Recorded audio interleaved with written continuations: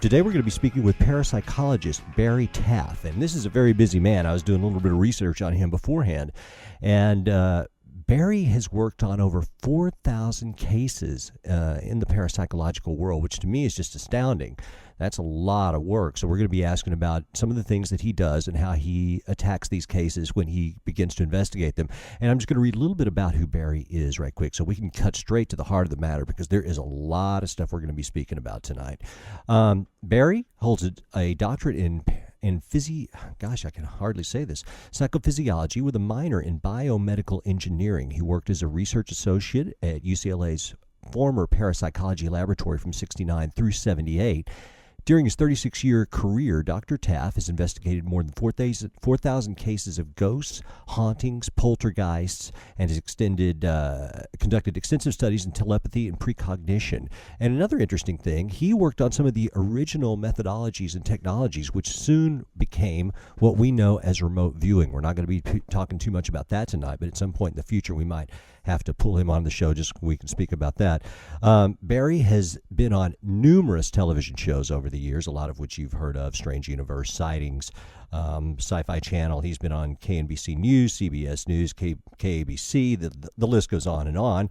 And interestingly enough, he's also consulted for a lot of government agencies, which I find interesting: the CIA, the Office of Naval Intelligence, National Security Agency. That's pretty heavy stuff. So without further ado, I would like to invite Barry onto the show. Barry, are you there? Yes, I'm here. Welcome, my friend. Oh, thank you very much. It's a pleasure to be here. Great, I appreciate it. Well, hey, I wanted to, you and I have had the pleasure of speaking a little bit this past week, and one thing that I was just kind of astounded by is the sheer number of cases that you've worked on in your life, and 4,000 investigations into the paranormal. That is a lot of material. Well, it is and it isn't. Most cases, like these are field investigations, alleged hauntings or poltergeists or whatever. Most of them never go beyond an interview. You go out, you interview the people, you talk to them, hope to ask the right questions.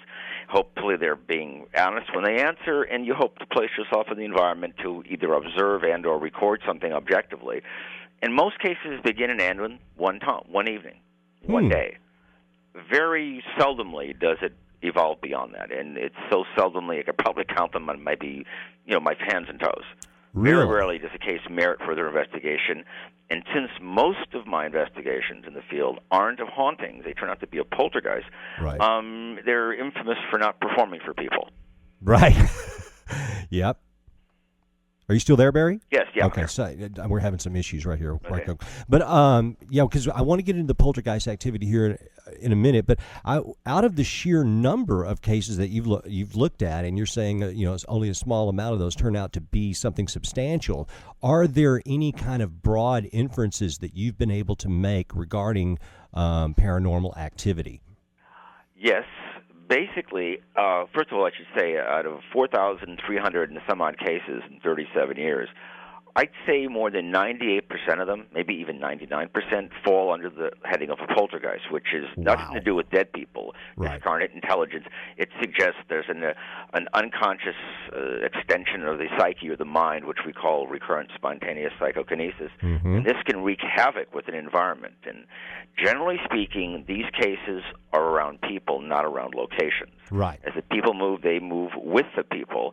And I just wish we knew what questions to ask 37 years ago when this started, because the database we would have accumulated by now would be just very impressive. But back in those early years, no one even thought there might be a neurological or a neurophysiological correlation to any of this, and there is. And what's most astounding is, 98 or more % of my files and many of other researchers turn out to be generated by living people like you and I. Well, not exactly like you and I. It turns out a substantial number of these individuals, which we might call poltergeist agents, for lack of a better term, tend to be either seizure-prone or epileptic. And a lot of times you can be epileptic or seizure-prone. You may never know it. You may live 100 years, never have a seizure or a focal seizure or a grand mal, because you'd never been kindled to that level by an external stimuli. And what we're seeing is that when these people take their medications, not only does the seizures disappear, but the phenomena stops as well. That's remarkable. It suggests, and underline the word suggests, that the same region of the brain responsible for mediating seizures and epilepsy may very likely be mediating this violent psychokinetic manifestation. Mm-hmm. And this is astounding because it puts the whole nature of this area of research on a whole different footing. Certainly. Because if human beings, if somehow we're tapping a force, I don't think we're generating it. I think somehow through the unique and novel wiring of these individuals, they're tapping something that's already there and they're putting it to use. And what's even more impressive from a scientific perspective is, I've seen 300, 400-pound tables bounce around like they weighed half an ounce. Wow. I've seen a 6'2" man picked up and thrown on the wall like a rag doll, and other things. And for the most part, we think these are related to psychokinetic manifestations. Mm-hmm. However, the environment, instead of getting hot, as it should with conventional energy, electromagnetic, nuclear, and gravitational, the environment gets colder, which suggests that instead of this being an exothermic reaction, energy being given off, it's sucking it in. Mm-hmm. It's taking, and so before anything we know of, a piece of furniture or a person could be thrown across the room violently, the energy would ionize the environment and heat up, and you'd be badly burned. I understand. This never happens, which suggests there's a force of nature, maybe it's something to do with 0 point or something else we don't know yet, and somehow our brains or nervous systems can lock into this and utilize it for unconscious, folly. Sure. And what's odd, if someone doesn't fall into the category of being epileptic or seizure-prone, that's the oddity. So we're finding this again and again and again. We're Barry Conrad and I, he's my associate. He's an award-winning cameraman and filmmaker. Mm-hmm. We were down on a case in San Diego for approximately 4 years ago, and the woman was talking to us about her experiences, and so I said, look, we have to get these questions answered before you keep talking to us. So she said, I asked any type of neurological problems. No. And I went, this is odd. So finally I said, by the way, how do you sleep? And, I sleep very poorly, she said. I said, why is that? And she said, well, I have these, like seizures, these focal and, petite, seizures. And I said, she goes, yeah, I sleep. I take, what was the med she was taking? I can't remember it off the top of my head, but it was something to inhibit seizures. Uh-huh. And I said to her, well, then you have seizures. Oh, I didn't know that's what you were talking about. Mm-hmm. So, again, you've got to ask the right questions in the right way, and it was amazing. It's when she told us what she was taking, I go, well, that's an anti-seizure medication. Mm-hmm. And she, Clonopin. Mm-hmm. Oh, yeah. And so here we go. And she says, it's odd you mention it. I don't like the meds because they make me feel really sick, but when I do take them, the phenomena tends to go away. Mm-hmm. And then also, if you look at the nature of the beast, so to speak, even though the word poltergeist in German means noisy spirit, mm-hmm. when you look at the nature of poltergeist activity, it seems to be surrounding a certain individual, mm-hmm. and it seems to be that it's an unconscious manifestation of their psyche. And we keep seeing that if you look real close at what's going on, it tends to make sense almost. Now, let's take this to the full range. Mm-hmm. If we had the funding we want, which is probably never going to happen in this lifetime, and we did the right studies, I think we could artificially drive this phenomenon. If we know where it's coming from, we could then perhaps artificially trigger it by pulse magnetic fields or alternating magnetic fields and photic driving. But then, of course, we're running the risk of harming the subject or the patient, which you can't do because that's unethical. Mm-hmm. But if you could somehow get a happy medium, I hate using that pun, but if you could do that, we could, instead of waiting for it to happen, which is always the problem in this research, we could make it happen. At what point were you one of the pioneers who figured out that there was this fundamental aspect to poltergeist activity? Was that discovered prior to your work? And how did this come about? D. Scott Rogo published some work on it. William Roll published some things like this, but I think my database, my files are a little more, I guess, comprehensive because I've been doing it longer than most people because I have a lot more free time. And it's very compelling. And if you take this out as far as it will go, if we're able to artificially manipulate and make use of a force of nature that can do work in a physics sense, force equals mass times acceleration, all that good stuff, we could change the way we live our lives forever. Agreed. Because we don't need internal combustion engines. We don't need gasoline. We don't need oil. We don't need hydroelectric. We don't need nuclear. We don't need coal. I mean, the energy that's potentially available here is virtually limitless. I mean, I was on a case in 1992 here in L.A., a really nice family in a beautiful old home, and one of the oddest things that ever happened to me happened in this case because it contradicted everything we assume we know about reality. The dining room begins to violently shake for no apparent reason, but only half the room shakes. Wow. The other half does not, which is physically impossible because the room is connected with floorboards and ceilings and walls, and of course the source was just beyond our wildest imagination. There was no earthquake. How could something shake half the room? It can't, but it did. So that means we got a problem. And back to the poltergeist hypothesis. There was a young boy in the house, a lot of emotional problems, and they had not, run him up for any type of neurological disorders. But in this regard, we find that this phenomenon, the relationship to neurochemistry, seems to be unilateral. What I mean by that is this, that almost all of these poltergeist agents we run across and investigate tend to be either seizure-prone or epileptic. Some are aware of it, some are not.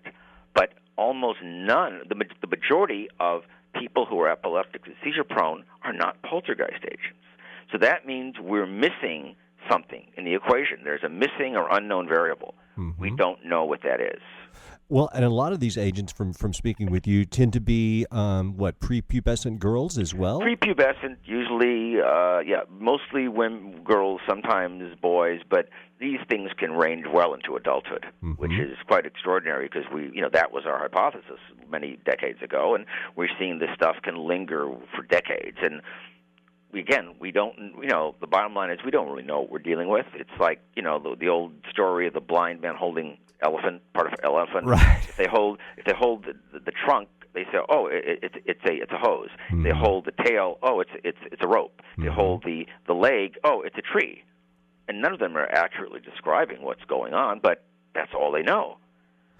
Well, when you're contacted by a person who's describing some type of paranormal activity in their home and you go and make that initial investigation, is this a phone call, or do you actually go to their home, and then if you establish that this is worth pursuing, then do you hang around or bring in cameras? What is your general kind of modus operandi when you're handling one of these cases that does look like there's some promise in it?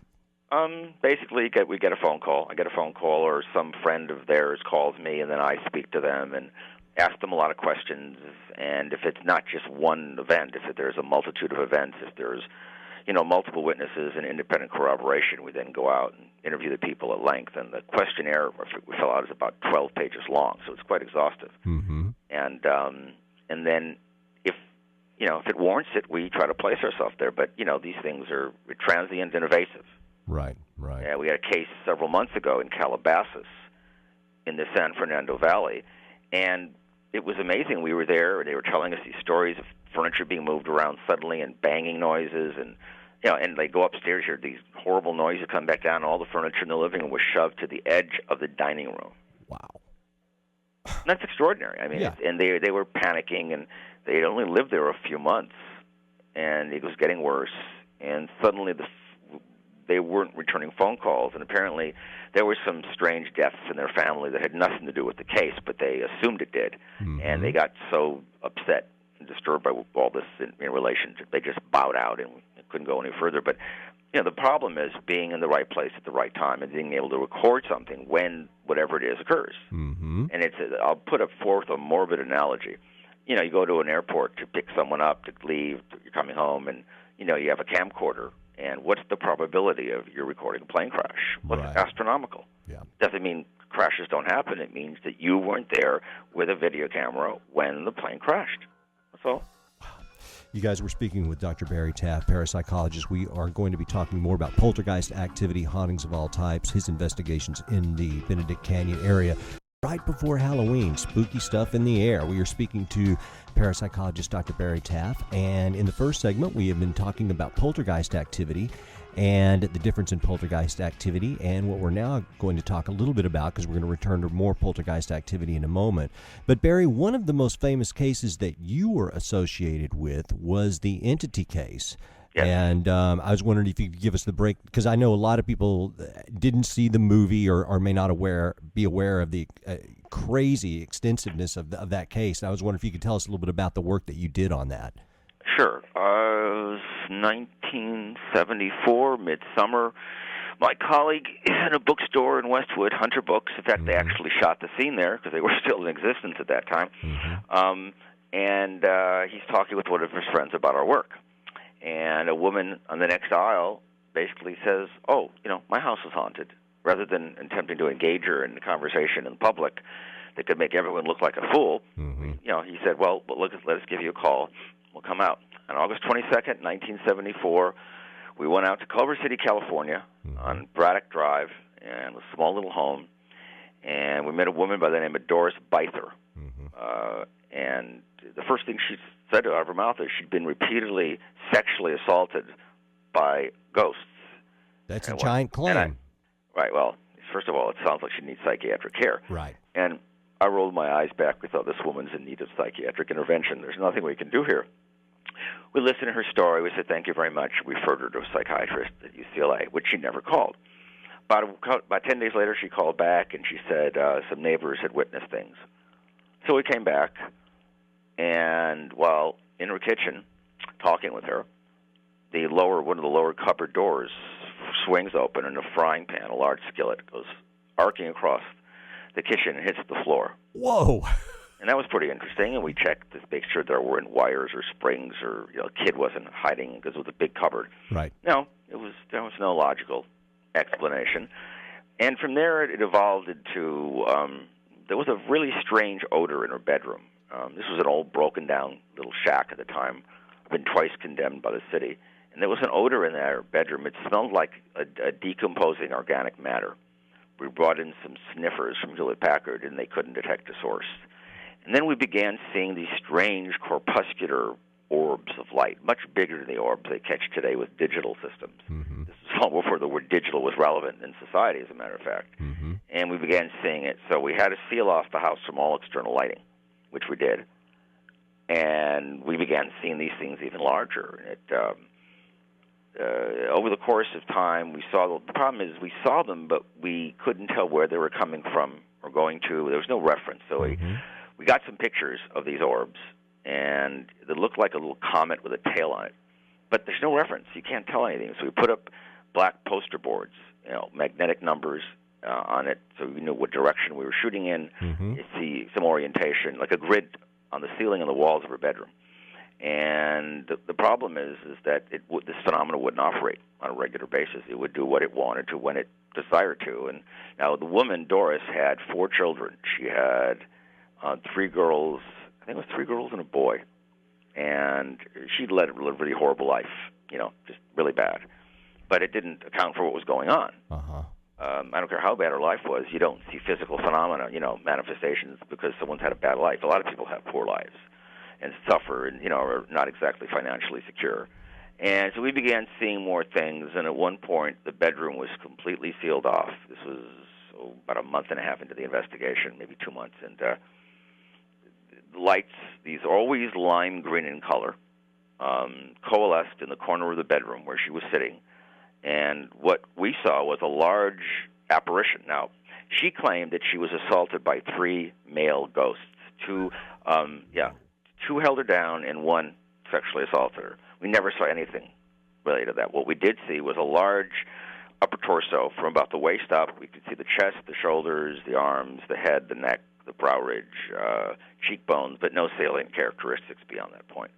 And at that point, two of my assistants passed out. They just hit the floor with a thud. We had to drag them out. I'm sure. They never returned. What was most frustrating, we were firing off lots of cameras. In those days, the technology was very insensitive compared to today, where these, cameras and video systems were like a joke, and they were 32 years ago. And what we captured were these strange arcs of light framing Doris. Mm-hmm. No apparition, but we saw these looks like arcs of light over her, and she's like cowering beneath them. And so what I think we captured was like if you take a picture of the sky and you don't have a movable platform with your camera, you get streaks. You're getting motion. Mm-hmm. We had basically the motion of this thing because it was moving so quick. Our shutter speed wasn't fast enough. We were shooting Tri-X film, I think 1/100th of a second, and we were shooting with a deep red filter over the strobe. In the near infrared, mm-hmm. and that's what we tend to capture things with. So in those days, more things began happening, and then one night we got a call from her. These lights were happening a lot. We saw them many times, but they weren't always photogenic, as the apparition was not. Mm-hmm. So one night we got a call. We were out there about midnight, and the boards had been torn off the wall. With the plaster and with the paint, because they were put up there with duct tape, and duct tape is pretty good adhesive. Mm-hmm. And she could have done it, but she was a very small woman and she wasn't in good health, so I don't think she did it. Now, at one point early on, before we arrived, I should say, into the case, her teenage son, he saw this thing attack her, like in the movie, and he went to help her, and he was thrown back into the wall. But he didn't break his arm, to the best of my knowledge. And of course, the movie, the novel and the movie took dramatic license. Much of what happened in the movie did not occur in reality. We didn't build a functioning environment like her home, which she stayed in, and try to supercool. That was wishful thinking. Mm-hmm. When Frank DiFalia wrote the book, we got together. He said, if you had your druthers, you could do anything you want to do, what would you do? I said, well, you want to bring this phenomenon into a controlled environment and use the most advanced technology available to document it. So the way the book was written, we use thermal imaging, we use holographic laser cameras, low light systems, the whole bit. Mm-hmm. That didn't occur because that money wasn't available then, and it isn't available now. But the woman, after several months, I think it was 10 weeks of investigation, she moved from Culver City to Carson. Mm-hmm. We followed her to Carson, and let me back up. I've got a little ahead of myself here. While she's in Culver City, we're there one night, and they said if they put certain music on, I forgot what group, some rock group, the phenomena would be more reactive. So we put it on, and we listened to this horrible music, and the phenomena seemed to be reactive to it for whatever reason, possibly because Doris was reacting to it. Right. And at one point, the lights, we saw, it used to do something, show us, and what it did, suddenly we see, there was a very dim light in the room. You could see the duct tape being pulled off some of these boards by nothing, and the thing falls and hits her in the head. One of the boards flies across the room and hits her in the head. Wow. We asked to do it again. Another duct tape was torn off as if by unseen hands flew and hit her in the head. So she had about had it at this point. Sure. The last night we were there at her house, I forgot the date. I think it was in, October, near Halloween or a little beyond that point. And it was one of the few times we were there where she wasn't inebriated. And given what she went through, I'm surprised it was as subtle as it was. Mm-hmm. And nothing happened. It was like a big, nothing. So she moved from Culver City to Carson, and a few weeks later, she called, phenomena is happening around her there. Mm. And we go there, and we're sitting around, and suddenly a vase flies across the room and smashes in the middle of the room. And then we had a voice-activated recorder that was on, and something approached the microphone and shut it off manually. So now it was interesting. We kept her away from the media because she would have made a very good witness. She's just, just for no number of reasons not worth describing here. And it was amazing. The neighbors on both sides of her, within a few weeks of her moving in, began experiencing poltergeist phenomena as if it was radiating out from her. And she finally moved from there to San Bernardino, and at that point we lost touch with with her. Mm-hmm. And we didn't really have access to her again until the movie came out in 1983. Mm-hmm. Well, clarify. By that time, it had all stopped. Okay, here's where I'm a bit confused. Now, with this lady, she is having the poltergeist activity, but you're also seeing physical apparition type entities. So where, what is going on exactly in this particular case? Is it strictly, do you think, a poltergeist type situation, or is there some other intelligence at work here? Well, I mean, one of the criteria we look at today for evaluating this is if it moves with people, then it's associated with the person, right, not the environment. And, we don't really know where one thing lets off and the other begins. It's a fine line that separates these different venues, I guess you'd say. But apparitions usually aren't associated with psychokinetic manifestations. Usually mm-hmm. get bangings and smashing sounds and knockings and things being moved and machines turning on and off, that sort of thing. Mm-hmm. But again, this was actually the only case. I only had one other case in my file that even had any sexual connotation to it. Mm-hmm. We just currently have a new case that came in. We haven't followed it up yet because of timing. In Long Beach, actually, and the woman is claiming that it's another entity case. It's she's being sexually assaulted by this thing. Mm-hmm. We haven't investigated it yet. Oh, okay. So, well, in the case of the entity, were the children affected at all, with the exception of the eldest son? I think the eldest son. Now, what happened was in the movie, there's a scene where the guy playing her boyfriend, I forgot the actor's name, and he swings a chair down to hit the apparition. In reality, her boyfriend saw the apparition on top of her, and he had a guitar. He swung it and hit her. Mm-hmm. The movie became a chair. Mm-hmm. So, again, dramatic license. Certainly. Again, I just wish we had the questionnaire then we have today, because we might have made more sense of it. I wish we had the instrumentation then that we have today. But we didn't, because it didn't exist. Mm-hmm. And to bring in really good equipment was bulky, heavy, and it was really hard to come by. Nowadays, it's no big deal. You bring several Pelican cases, you throw everything in there, and you go out. Tell our audiences what type of gear you usually take and why to a particular investigation. Well, I mean, the simplest thing is we bring video cameras to do a recording of the people talking about their case, mm-hmm. and to perhaps document anything that may happen that's visual in the environment. But in terms beyond that, we have two types of tri-field meters, which is the real simple end. One is a 60-cycle-based device, which is really straightforward. You want to rule out that you're not seeing anything man-made that's causing noise in the environment electronically. Mm-hmm. Then we have another device. It's called a natural tri-field meter that measures from DC to 40 hertz. It's interesting, but it's not real specific. But if you get spiking and peaking on there, then you become a little concerned, because most, electronic devices don't produce noise in that region. Mm-hmm. And it's magnetic for the most part. We can also record electric in other areas. And then the device I find most intriguing is called a geomagnetometer and a zero Gauss chamber. It's for measuring the Earth's magnetic field. It's very expensive. The unit itself is like $800, and the zero Gauss chamber is like another $3-something, so it's not a toy. And that seems to be giving us good results. We also have an electromagnetometer that sort of see if we can correlate that with the geomagnetometer. Sometimes it correlates, sometimes it does not. We have different temperature probes. One is, like a long metallic probe for measuring air temperature. Mm-hmm. Another is an infrared laser pyrometer, which is for the most part, because we don't want to know what the temperature of the wall is. We want to know what the temperature of the air is. Right. So, we will bring in other devices. We have motion detectors, but most of it's like my colleague Barry Conrad is more interested in the visual element. Certainly, he's a cameraman. I'm more interested. I think I'm not. It's not that I'm not interested in the visual.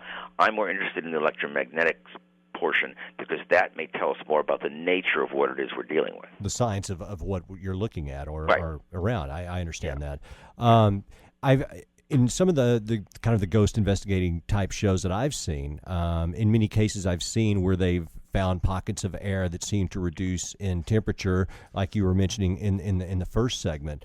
And what exactly is going on there? I mean, you were explaining it's like we might be looking at some type of physical or aspect of our physical nature that we're not familiar with. I mean, why do you think the temperature drops? That's really strange. I mean, if you want, for nomenclature, if energy is put into the environment, that's getting emitted by something. It's exothermic. It's being absorbed, taken out of the environment. It's endothermic. Okay. For lack of a better term, these things seem to be endothermic. Whatever we're dealing with, we had an instance last June on a case we're still investigating in Beverly Hills, where at 11:40 p.m.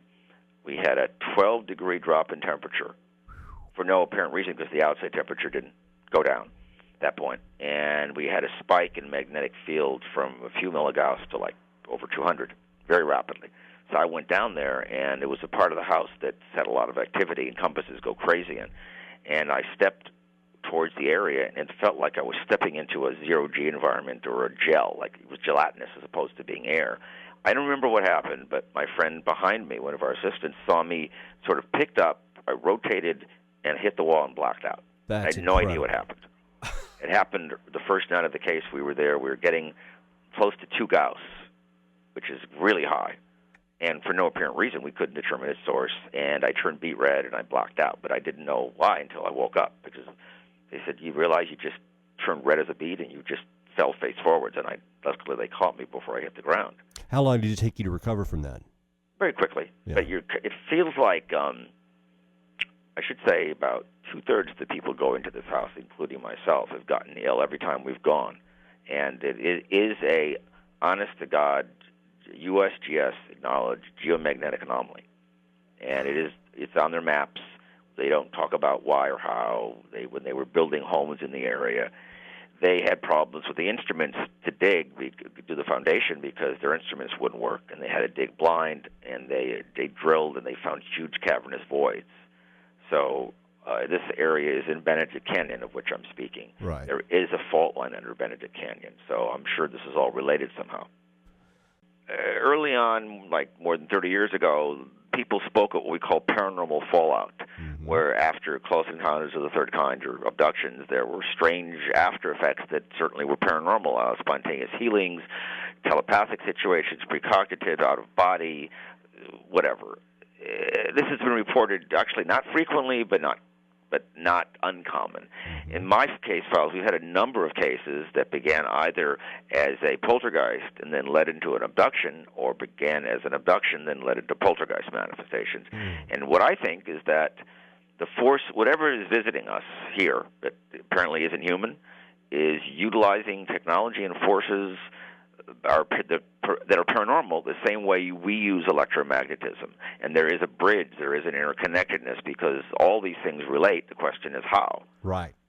Well, I agree with you, because I spoke with you earlier this week, and we were kind of talking around this subject a little bit, because when we look at the poltergeist activity emanating from the individual and seizures and things of that nature, and then you also look at kind of geomagnetic activity on a planetary level. I mean, the thing when I was doing my reading about you and your work, the thing that kept slamming me was that there's obviously some form of physical or ultra-physical nature that is happening here. Well, it probably goes beyond that. For example, the case we're working on at Cielo Drive, we'll get into that in more depth in a moment, and what's the people that have the most intense reaction to this house are the people who seem to be most sensitive to paranormal forces. And so, again, the symptoms we're having, myself including, are consistent with sensitivity to strong magnetic fields. I've never been, I did work at UCLA. They were developing, it was then called nuclear magnetic resonance, now it's called MRIs. So I wasn't around that a lot, but that's so intense, the field. That's millions of times more advanced than the Earth's magnetic field, which is averages around half a Gauss. But in this house, if someone doesn't get ill, it's abnormal. The man who lives there, he's an interesting person for sure, but I think he's in denial. He's slept one normal night since he stayed there. He has had chronic gastrointestinal problems, and one of its pets dropped dead of a heart attack not long after he moved in, which he, again, is in denial of. And one of his other pets has got riddled with tumors suddenly. And how many years has he been at this location? For a little more than 4 years. That's a lot of And stuff. so I said, in 4 years. do you have a death wish, or you're, seeking attention? But I said, what good is all this going to do you if you're dead? Right. I mean, what's the point of it all? It's sort of like someone's got a gun in your head. Instead of getting away from the gun, you're worried about who made the gun. Mm-hmm.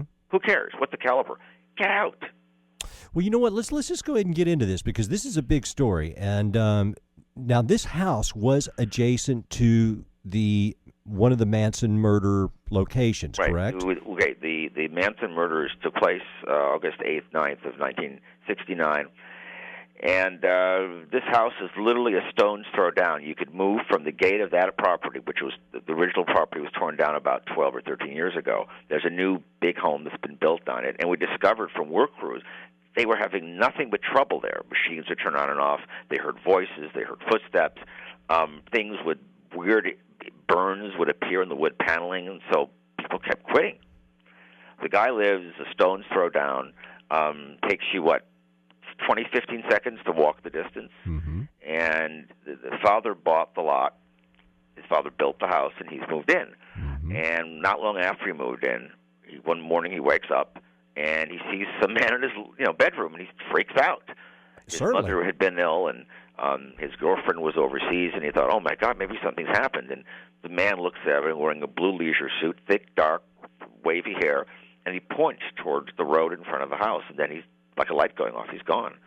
Months later, he found out through research that this was an image of Jay Sebring, one of the victims. Yes. And subsequent to that, there have been numerous people there doing their thing, trying to investigate it. And other apparitions have been seen. Let's see. One of them sounds like Abigail Folger. One of them sounds like Sharon Tate. Mm-hmm. And I've been there over I first was there in July of 2005. And first time I was there, I got very ill. I was having medical problems to begin with. This house exacerbated all my problems. I mean, it was horrible. Now, I was accompanied by my colleague Barry Conrad and his girlfriend Lisa McIntosh, who at that point was in remission from a deadly form of cancer called multiple myeloma, and she was doing good. Had we known what we were about to discover at this location, we have never allowed her on the property, let alone to step foot in the house. Mm-hmm. Because if you look at electromedicine and study some of the research, this house is 10 to 100-fold stronger than the average location, the ambient magnetic background. We've got readings of 5 Gauss there on occasion. And the majority of the house is positively polarized, which, generally speaking, has a very, very bad effect on cancer. It speeds up the proliferation of metastases of cancer cells. Negatively polarized fields, which is only in one place in the house, seem to inhibit the acceleration of cancer growth. That night we were there, I threw out a battery that had failed one of our instruments. I discarded it outside. I came back in the house. It was back in the case. The reason I know it was the same is I just X'd it out. I just put a deep mark showing it was gone. Mm-hmm. And then Lisa came up the stairs, and she sees the top of one of the camera bags. Her case is just flapping, but there's no wind. Wow. We got ionization. We have one other device is a air ion counter. And when Santa Ana winds blow up there, which is not uncommon, they would get up to like 24,000 ions per cubic centimeter. Positive ions. The minute they crossed the boundary to the house, they became negatively charged, which means they picked up an electron. From what? Exactly. From what? This is beyond me, because how large is the area with the anomalies? Is it just... No, well, we can't go into the neighbors' homes, but right. We did a little bit of work in the street. Even on the street, no compass there will point north. It points east, it points south, it points west, but it will not point north. In the house, there are places you take compasses, the simplest instrument imaginable, and they spin like tops. Even digital compasses won't function in there. Mm-hmm. And we have items in that house that are not ferromagnetic, exhibiting magnetic fields. But supposedly they can't. Mm-hmm. Like plastic, like aluminum, like a person's body. Yeah. So, we've had other poltergeist incidences a couple of 3 years ago. I was on a case, and three girls living together. The eldest one's 27 years old. We'd take measurements off her body. She was putting out about 100-fold what the normal body would put out in terms of magnetic field. And did she experience any discomfort while she's doing this? Yeah, she's in chronic pain. Yeah. And before she moved in, everything was fine. So again, and guess what? She's epileptic. What a surprise! Mm. Again, the pattern. Now, the guy who owns this house, I wonder, because again, you can live a full life and never have any inkling that you're seizure-prone or epileptic. Mm-hmm. It wouldn't surprise me if he has a potential in that regard. Right. Because I've seen some indicators of it, but if you're tested for it and it's verified, you can lose your driver's license for good cause, and no one wants that to happen. But no, I don't know why the man still lives there, because like I said, he keeps wanting me to spend the night, and I said under no condition will I spend the night, because I am convinced that I would probably not wake up the next morning. I would have a heart attack. Okay, that's very serious. And what's interesting, back late May of last year, one of my friends who's been helping us there, a guy named Jeff, and his girlfriend, they brought up a friend of theirs who wanted to meet me. This gorgeous girl, looks like a combination of young Joan Collins and Natalie Wood. Exact stereotype. Gorgeous beyond belief. Anyway, we were there, and she was really tired. I don't know, because she hadn't slept well the night before or whatever. And she hinted, well, maybe we can sleep here. I went, no, you don't want to sleep here. Right. She said, you don't want to sleep with me? I go, that's not the point. I don't know you, but that's not the point. I said, you don't get the point. We may not wake up. She goes, what do you mean? I go, you do not want to sleep here. But he sleeps here. I go, he's been sick for 4 years. Yep. There you go. Well, I tell you what, we're going to take a quick break. We're going to return to this because there are some other aspects, I believe, about this location that I want to question you about. Barry, one thing, and correct me if I'm wrong on this, is the ground that this home is on, is there also, and this almost sounds like a stereotypical TV movie or something, but is there also a Native American burial area around there or something, or is that just rumor? The owner of the house has spoken of that. I know nothing of the old history of this area, because that's not my field. Sure. I do not. The only thing I know is that it is a deemed geomagnetic anomaly, and for good reason. However, what's bizarre, I talked to people at the USGS last year when we first started working on the case, and they said these hills are not comprised. There's not a lot of iron ore, nor is there a lot of magnetite. So the only thing would be magnetic. I'm trying to think. There's a certain type of ore, but it's not iron. It may be some other mineral. But again, supposedly these hills are too young geologically to have that. So I don't know. They also said, this is off the record, that if the readings we're getting are indeed accurate, which I believe they are, in terms of instruments, that these would not be pre-seismic numbers. These would be pre-volcanic, but it may be 1,000 years from now. Wait a minute. I'm not following you on this. In other words, the readings we're getting are not pre-seismic. They're not preceding a quake. Okay, I understand. They'd be preceding a volcanic event. But that could be, long after our culture is gone, that could be happening. Right. So somewhere in the dim recesses of the future, 3,500, AD 5,000, there may be a volcano right behind Beverly Hills, like the movie Volcano. Yeah, that's what I'm thinking about. Yeah, but I mean, it's unlikely that anyone listening to this broadcast today won't live long enough to experience it, thank God. Well, let me go ahead. I'm sorry. Go ahead. And I should stress that when Barry's girlfriend Lisa visited, we didn't know these energies were there, and she had a violent reaction. It pushed her back into a series of relapses from which she never recovered. Now, it wasn't the house, killed her, but it accelerated the process, because the diagnosis, once you contract multiple myeloma, is very bad. It's a very high lethality rate, very high. And so, I was asked to go to a party there last night, and I told the owner, I said, look, last time I was at the house, a couple days later, I had to go to the emergency room. I was so sick. So I've decided it's in my best interest, health-wise, not to go there unless I have to. Certainly. What do you think the percentage of people who fall ill after visiting that are? I mean, is it like Right now, it's about 67 to 70%. That's significant. Yeah, it should be the other way around. It should be that amount don't get ill. And, some people go there, they feel like they were hit in the head with a bat, or their stomach hurts, their neck hurts, they feel nauseous, they feel lightheaded. I tell you one thing, the first time I was there, that night when I came home, I didn't sleep much, but what I did sleep, I had the worst nightmares I've had since I was a child, and I don't have nightmares. Wow. So it really messed up my neurochemistry. I mean, really bad. And obviously, my body's telling me not to go back there. Do you think... So I told the owner, forget the ghosts, forget, the paranormal stuff. Your health is important. The other stuff comes and goes, and, it's... what I think's going on is, there. On one hand, we have the side of one of the most heinous murderers in modern America. Mm-hmm. On the other hand, we have an honest-to-God geomagnetic anomaly of almost unprecedented proportion. In the middle, we have the apparitions of the victims that were slain 37 years ago. What a coincidence. Yeah. Hello? Well, I think that these forces, the geomagnetic forces, may act as the water does, as a glass does to water, or as water does to a boat. Certainly. In order for a boat to float, you need water. In order, you need a containment vessel. This is maybe why these things are still happening, because the energy is holding it there. And this is, Kentucky windage, because you can't test this hypothesis. Mm-hmm. And, it's like these things will come up to you and, give you a diatribe on why it's there and what it wants. It just does what it does.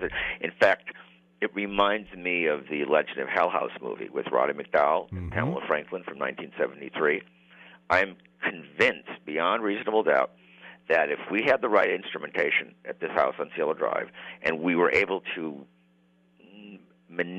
artificially manipulate the electromagnetic environment, I mean, there's about a dozen different parameters, I think we could sit back and watch just incredible things go on.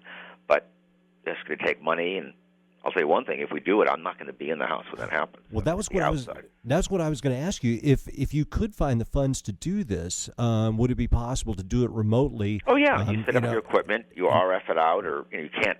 You probably have to cable it out, RF it, because even cell phones don't work well in the house. It also is up in the hill, so that's problematic. But I don't think I'd want to spend a lot of time in the house watching things, because I'd end up in a gurney in the ER at Cedars. So what's the point? And this gentleman who lives there, I mean, he, even though it's affecting his health, he just is going to ride it out, or things. Yeah, he's in denial. I mean, it's a big joke with him. And I said, gee, you slept relatively well before you lived here, according to your own statements. And doesn't this tell you something odd is going on? And, people that have been there over the course of the last year come up to me, they pull me aside. Do you ever get sick when you come here? I said, yeah, every time. Yeah. So. Well, I think most people, when they think of the supernatural and ghosts and poltergeists, they have no idea that it is what you're describing. Which I think, because people are thinking it's discarnate spirits, and which some of it may be, but the fact that it seems to be emanating sometimes from the individual and sometimes from geomagnetic disturbances, I think a lot of people, that would really surprise them. It's an interesting dynamic between people and other people, between people and the environment, and between the past and the present. There's spatial anomalies, there's temporal anomalies. It's when you take a compass down that stairwell and it spins like a top, or in the earthen wall room we call it. That's called a quadrupole. That's what makes free electron lasers work that emit high energy photons. Fine, but what nature can't produce this supposedly, but it is. We thought that stairwell in the back of the house was anchored into the ground. Why it was showing such a strong field? It's hanging in space. It's not even grounded. So, yeah, what's really going on? Have you ever tried to bring in scientists who actually just these type of physical? And I mean, aren't they interested in this? Don't they want to study it? And UCLA to come there, and they said, "Oh, this place is really magnetic." I said, "We know that, right?" Well, we don't do anything on the ground. It's all done by satellite or by aero mapping. They don't do anything on the ground anymore. That's history. And they don't have a lot of money unless it involves active earthquake features. They're not interested. And when I called people at the USGS, the minute I even hinted at what's going on there, they just wanted to get off the phone. which is understandable considering that, if they get associated with this fringe science, people think they're nuts. So you have to, it's politically incorrect. Do you think that there are independent researchers who might want to partner with you on this, or? I've talked to some of them, but again, there's no funds available. Certainly. And then again, we can do we can bring in ambulatory instrumentation to measure why some of us get sick and others don't. Do some, single and double-blind studies. That takes money. That takes time. We have the time. We don't have the money. And like I said to that girl just before we left the last segment, as much as I would have liked to be with her, what good's going to do me if I'm dead? And I think she was somewhat insulted. But it was interesting. Later that evening, because I was ignoring the house. It was more like a party. This was like in late May. Mm-hmm. And at one point, I heard and felt something or someone coming up the stairs. And I heard it and felt it come up behind me. I turned around, and I felt as if I was being stared at. I thought someone was there. I turned around, I said, "What?" There's no one there. I thought, maybe I'm just reacting to the magnetic field, or I was hallucinating. Who knows? The same instant, my friend to the right, one of my friends, Jeff, his girlfriend, Kashmir, had the same exact experience, and she was making notes in her PDA to that effect at the exact same instant, having the same. So it wasn't. There's no such thing as a collective hallucination. That's in sci-fi. It's not in reality. So what caused that? Mm-hmm. And we don't know. We had a British film crew out there last year. And they wanted to conduct an experiment. I said, I'll conduct one, but I won't tell you what it is until we're done. Sure. My experiment was not to tell them the physical effects the house had on people. Mm-hmm. They had a 7-person crew. All but one of them got very ill within an hour. I said, is that proof? They go, yeah, that's proof. Then UPN News sent a cameraman there. He got ill, and he wanted to leave. And you had mentioned to me when we were speaking on the phone that whatever's going on there seems to affect everybody differently, whatever the individual's personal physical weaknesses are. Whatever your weakest link is, it goes for. So if you have, let's say, cervical vertebrae that are mildly herniated, discs, or if you have gastrointestinal, or you have respiratory, it goes right to the weakest link, and I'm saying our bodies don't seem to do well when there's a major change in the magnetic field structure and the amplitude. We're trying to get some low-frequency counters, which are hard to come by because anything below 100 hertz is very expensive. They're available, but we have to have them custom-made. I want to get those in there to see what the frequency envelope is because I think I know where it is from handheld observations, but we need special devices, and that's thousands, which we can't really afford right now. But I think I've learned more from this house in the last year than I've learned in the last 36. Well, one thing I was going to ask you when I was listening to you speak earlier, do you believe that the gentleman who owns the house, because you were mentioning that he saw spirits or apparitions that he thought was Jay Sebring, do you think that's the case? I don't know. I wasn't there. But what did impress me, some people he had staying over there who are not even from America. They're too young to know of what happened 37 years ago. Mm-hmm. They are the ones who described apparitions that seem to fit Abigail Folger and Sharon Tate, and they won't come back to the house either. I'll bet. Could you elaborate on their story just a little bit? Simply in the middle of the night, I don't know. So things tend to happen after about between 1 in the morning and 5 in the morning, which is when the Earth's magnetic field just happens to be at its strongest.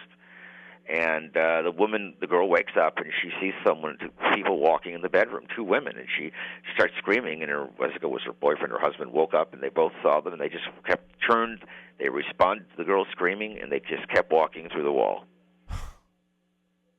Wow. So that was their first and last experience. And they're not. Then we were there with another crew from some entertainment magazine, and they took some digital interviews of us, and the pictures came out blank.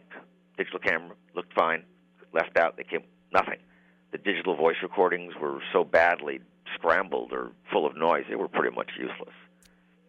I said maybe we should do these recordings in front of the house, not within the house. So, like I said, it's a very unique. Look, everything we want is in one place at one time. The only problem is that it makes a lot of us sick.